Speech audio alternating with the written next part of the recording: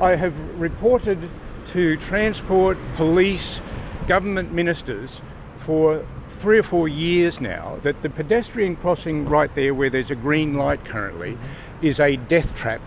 It's an accident waiting to happen. I have personally witnessed dozens of people running the red light.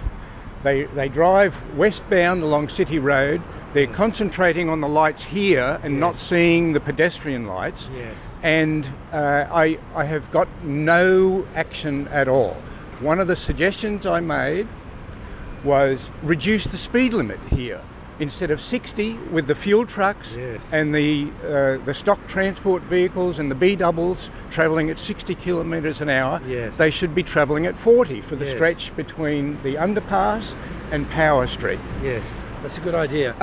And nobody is addressing this potentially life and death situation. So just a couple of things. This road is a big road. Right, indeed. So we have moved everything where we have control to 40, or we've just committed to. Okay. So everywhere where we've got control in the city, and also the South and Carlton and Kensington, we're moving to 40. Okay. So where we can, we're doing that, and it's a good suggestion. Okay. And particularly in the city, it's really important. So that's the first thing. Okay. The second thing is because it's a Vic Roads thing. Yes.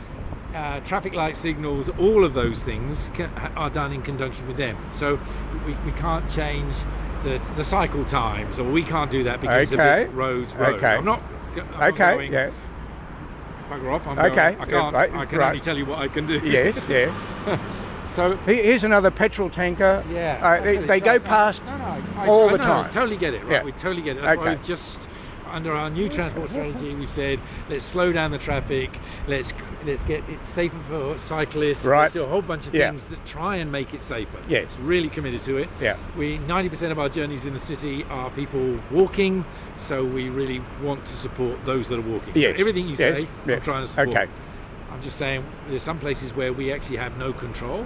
But you have an influence, surely? No. So we do have an influence. So I can tell you what I can do is I know the junction and I know this point here. Yeah. I can go and ask my officers, and what they will do is they'll write to the state government. Okay. And so I can ask, and they will maybe have some really supportive statistics. Okay. I don't know. Okay. If they do, they can add those in.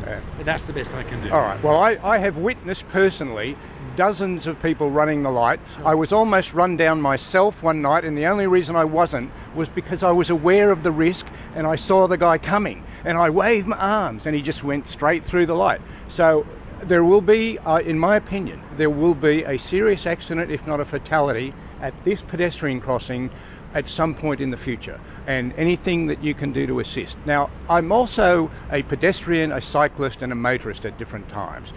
I appreciate that the council is moving towards assisting cyclists to get around the city, but as a motorist, I object to cyclists being allowed to filter at traffic lights.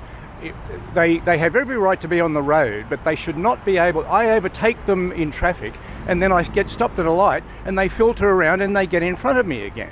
I object to that. Well, that's as far as that's concerned, I mean...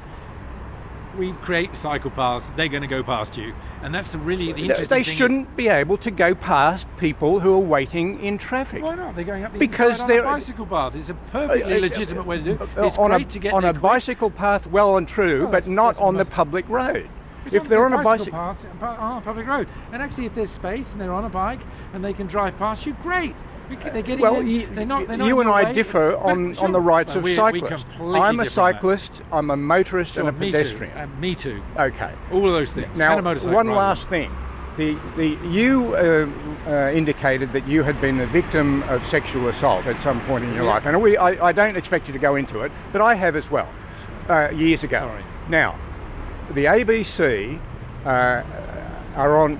There was a newspaper report in 2017 about a fellow by the name of John Stevens, who was a former ABC children's TV producer who was convicted in 2017 of the indecent assault of a 14-year-old boy named Simon Major, who he took on a scouting location trip. Have you heard of John Stevens? No, I haven't. John Stevens, who was then an ABC children's TV producer, took Simon Major to the Central Coast and indecently assaulted him in a motel room. In 2017, John Stevens pleaded guilty to the indecent assault which occurred in the early 80s. The ABC has never reported on their national TV news the fact that one of their own former staffers is guilty of child indecent assault. Early last year, I attended a court hearing at the Downing Centre in Sydney where an additional informant came forward to complain that he had been sexually assaulted by John Stevens, who was then an ABC employee. Right. And the ABC is keeping very mum on these matters. Yes. Do you have any contacts with anyone at the ABC? No. Okay. But be aware. But what I would say is that my experience of this, and I'm an Anglican priest, I was the CEO of the Brotherhood of St. Lawrence. My experience of this is that institutions and the leaders of those institutions protect the organisation often. Which may include the ABC. Which may include the ABC at times. Okay. Most institutions at times I agree. lose sight of what their responsibility is, and actually their legal responsibility to children, but actually their responsibility to the people that they serve. So it doesn't surprise me that may have happened. I don't know the details of that case. I do know that there are many terrible cases that have not been heard, and I think it's consistently, and partly what I was saying on the radio today, is that when reporters protect the institution or kind of understand the institution and in some ways protect and make it reasonable that the adult that was in the institution, and in some ways belittle the experience of the younger person, we have the problem. I don't think he was belittling the experience of the child. Well, we can disagree on that. We can disagree on that. He was only chatted up. We can disagree. So, that excuse me, I know what it means to be groomed. It is not appropriate, and he was convicted of grooming a child. So there's no, that's only chatting up. There is no excuse for that. I agree. That is why institutions got ahead of themselves. That's a problem. Mate, thank you very much for your time. Really much appreciated. Thank you. And I will go home and Google John Stevens, ABC, indecent assault of a 14-year-old. Good on you. Thank you very much. Bill Thompson for Public Servant Watch at Southbank. As a Melbourne City Council ratepayer, I would very much like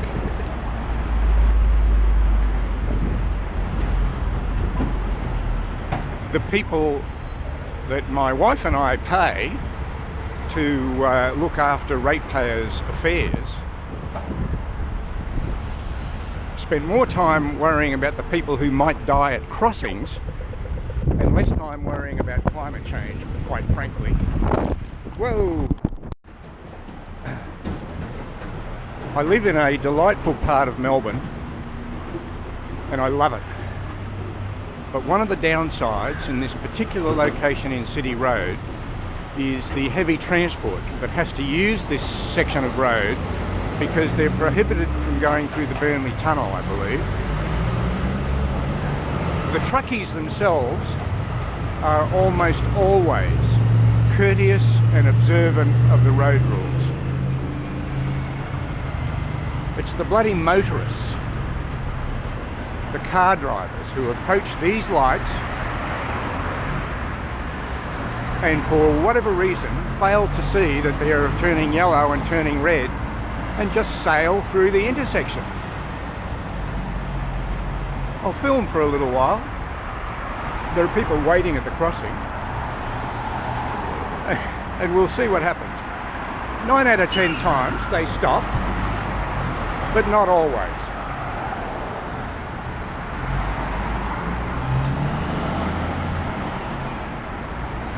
Now the traffic stream reduces sometimes when the lights are stop the traffic further up the road, which has happened now.